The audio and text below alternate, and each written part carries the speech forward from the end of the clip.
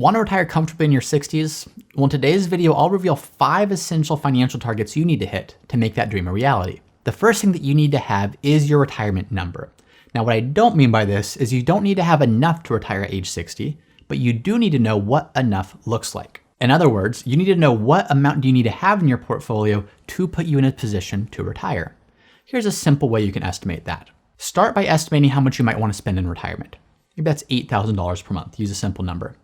Next thing you'll want to do is between you and a spouse, if you're married, understand what income sources will you have that don't come from your portfolio.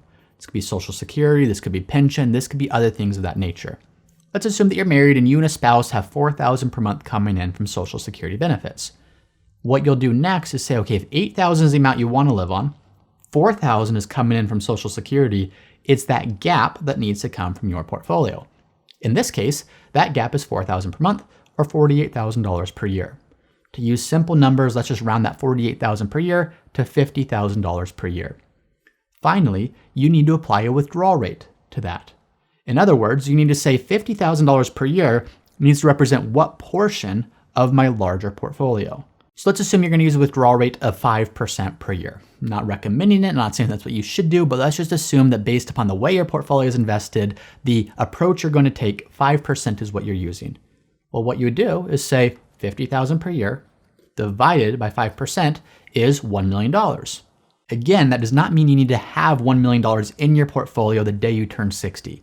But what you can do is you can say, what do I have in my portfolio the day I turn 60? What is my target? And then you can start to understand how far off are you from making that dream a reality. So that's the first thing that you should have by age 60, which is your retirement number. The second thing that you need to have is your investment transition strategy. Again, just like your number, you don't need to have it day one of retirement, but you do need to know what it is. Well, your investment transition strategy says, how are you going to get to the portfolio that you have today into the portfolio that you want to have as soon as you're retired? Ideally, you don't have the same portfolio all the way up until the day before retirement and then do a massive rebalance the day of. There's too much risk involved with that of what happens if something happens to the market or there's huge tax bill associated with that. Ideally, there's a retirement transition. Let's assume that today you're 60 and you want to retire at age 65. What should that retirement transition strategy look like? Well, if today, hypothetically, let's say you're 100% invested in stocks and you have, let's say, $1.2 million in your portfolio. Let's assume though, based upon your financial plan and your projections that you've gone through, you want to have an 80-20 portfolio by the time that you retire, so at age 65. How do you get from 100% stocks to 80% stocks over 5 years? Well, that's the retirement transition strategy. And by the way, there are multiple ways of doing this. Let me show you one fairly straightforward way. To make this math simple, make it easy on me as I'm going through this, I'm going to assume that you get no growth in your portfolio. So $1.2 million doesn't grow over the next 5 years to illustrate the point here. Let's assume though, that $1.2 million that you have, it's generating $25,000 per year in dividends and interest. Let's then assume that in addition to that $25,000 per year of dividends and interest that are cash flows into your portfolio generated by your investments, you're saving another $35,000 per year to your portfolio via your 401k contributions, plus any employer matching, plus any additional savings that you're doing. So combined, that's $60,000 per year of cash flows between dividends, interest, your contributions, and any employer matching contributions. Well, what if we assume for a second that all $60,000 of those new cash flows are going into the conservative assets or the bond assets of this 80-20 portfolio that you're looking for? Well, if we do that for 5 years, 60,000 times 5 is 300,000. If we add 300,000 to your starting portfolio value, which again hasn't grown under these assumptions, of 1.2 million, you now have 1.5 million in your portfolio. 300,000 of it is conservative in bonds, 80% of it or 1.2 million is in stocks. Well, do the math, what does that come out to? That comes out to an 80-20 portfolio. So I'm not saying that's the only way to do it. The other way of doing it, of course, is systematically trading your portfolio, almost thinking of it like landing a plane of here's where we are today, here's where we want to be in the future. Let's take gradual steps to get there so there's not that abrupt change dramatically that could potentially be impacted by a quick and significant market downturn. So this is just one of many ways to think about it, but by 60, you should have that retirement transition strategy that shows you how are you going to get from point A to point B being that place where your portfolio is ready to support you as you retire and start to live off of it. The third thing you need to have by age 60 is your tax plan. Now, your tax plan, this is confusing for a lot of people. People hear that and say, oh, I need to start implementing, I need to start doing, I need to start converting. It's, well, maybe, but more importantly, you need to have an understanding of what tax opportunities are going to present themselves to you over time. You don't want to be caught flat-footed when the right opportunity presents itself. You do want to know what's coming, but typically a tax plan is implemented over a 20, 30 plus year retirement. It's not something you're doing all in one year and calling it good. It's strategically taking advantage of the opportunities that will come up each year. And many times these opportunities are in the future, not necessarily today. That being said, don't wait for the future to understand what they are. Let me give you an example of a tool that we use internally to help track this. This is our tax planning checklist. And what we do is we're working through this with a client. Let's assume I'm the client here. We want to know what tax strategies are we going to prioritize for this client based upon their unique situation and the opportunities presented. So we might say, okay, James is 60 and he's retiring in 5 years. We want to do Roth conversions, but probably not for later. Tax loss harvesting, we should definitely do that now to decrease tax liability today. Tax gain harvesting, maybe this is something in retirement. A donor advised fund, this is something we want to do now. Or qualified charitable distributions, this is something in the future. And so you get the point, but this is just showing you what opportunities exist and when are we going to implement them. Is this a now thing, a later thing, or a both? That's what your tax plan is understanding what do we want to do and how can we start to prioritize some of these different actions to make sure that the lifetime tax plan is going to be implemented. The fourth thing you should have in place by age 60 is your asset protection plan. What do I mean by asset protection plan? Well, I mean the right insurance coverages and the right estate planning coverages. Now, you might think of insurance as saying, well, that's not to protect my assets, that's to protect me. Health insurance, life insurance, long-term care insurance. Well, kind of, but not really.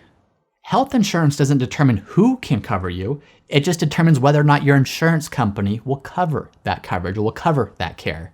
So if you have the wrong insurance coverage, you can still get care by a professional that's maybe out of network. It's just going to cost you a significant amount of money, which is ultimately a drain on your assets. Same thing with long-term care. You can still get the same coverage without long-term care insurance, but it may be a potential drain on your assets. So really insurances themselves, even though it's for health or for disability or for life or for property and casualty, ultimately it's about your assets, your ability to protect the means that you have to support your lifestyle throughout retirement. So this is a great time to understand your insurance coverages that you have and how that compares to what you might need. And I say that for two reasons.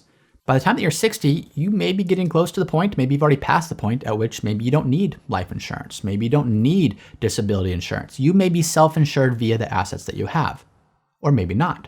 But certainly by 60, you need to look at that. You need to understand, do I still need this life insurance coverage? Do I still need this disability insurance coverage? Do I need to get long-term care insurance? Maybe between 55 and 65 is when you should be getting that. So it's certainly not something that you need today, but it's understanding the projections of what your future might look like. And should you get long-term care insurance, or is it unnecessary based upon some of the context of your financial plan? But certainly by 60, you should be reviewing your property and casualty insurance. So what is your car insurance? What is your home insurance? What is your umbrella insurance?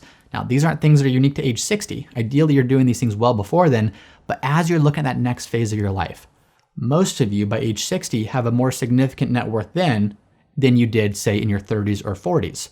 So as that net worth increases, your ability to retire is going to increase, but so too does the risk, because the risk that those assets are at, if you have the wrong coverages, there's also more to lose. So make sure by age 60, you have that asset protection plan in place. You have the right insurance coverages, you have your trust, you have your will, you have your advanced directives, everything that you need to make sure that you and your assets are protected over the next 20, 30 plus years of your life. The final thing you need to have in place by age 60, and arguably the most important thing, is your life plan. Now, when you first get started with retirement planning, you're just putting money into Roth IRAs, you're signing up for your 401k through work, you're just putting money away, you're not really thinking about what you want to do in retirement.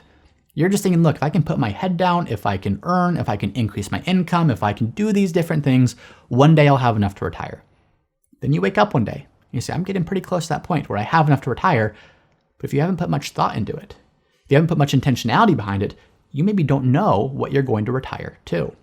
And I see far too many people who are significantly well prepared from a financial standpoint, but significantly underprepared from a lifestyle standpoint, a personal standpoint, because they don't know, after years and years and years of being on the corporate grind and doing things, what is it they actually want to do in retirement.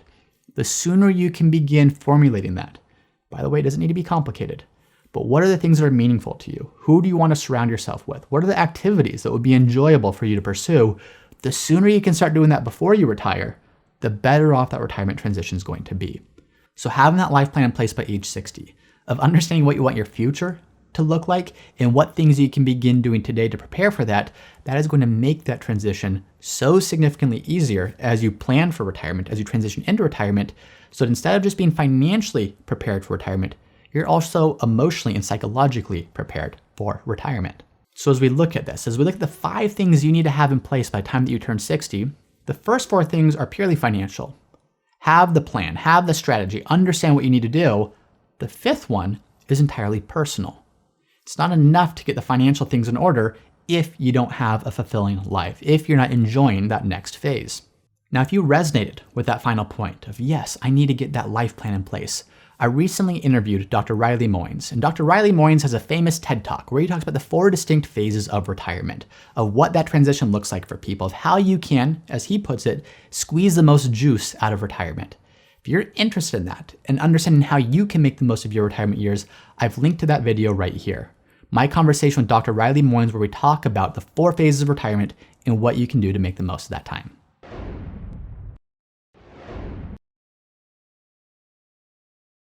Once again, I'm James Knoll, founder of Root Financial, and if you're interested in seeing how we help our clients at Root Financial get the most out of life with their money, be sure to visit us at www.rootfinancialpartners.com.